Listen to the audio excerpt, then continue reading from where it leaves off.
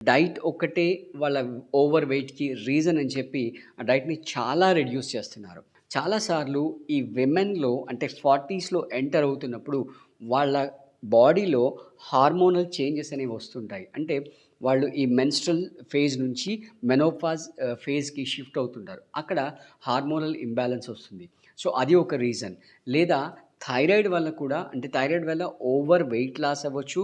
లేదా over weight gain కూడా అవ్వచ్చు. సో, ఈ థైరాయిడ్ టెస్ట్ కూడా మీరు చేయించుకోవాలి. మీరు ఓవర్‌గా ఫుడ్ కట్ చేయాల్సిన అవసరం లేదు.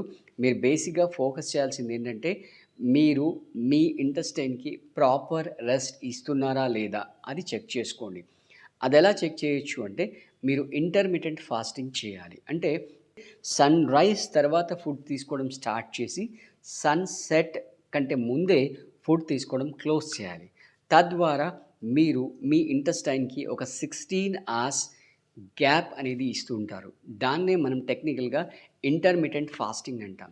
సో, ఇలాంటివి ప్రాసెస్ ఫాలో అవ్వడం వల్ల ఏమవుతుందంటే, మీకొక సైంటిఫిక్ పద్ధతిలో మీరు మీ వెయిట్ లాస్ ప్రోగ్రామ్‌ని కంటిన్యూ చేస్తుంటారు.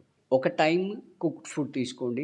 ఒక టైమ్ రా ఫుడ్ తీసుకోండి. రా ఫుడ్ లైక్ స్ప్రౌట్స్ కానీ, ఫ్రూట్స్ కానీ తీసుకోండి.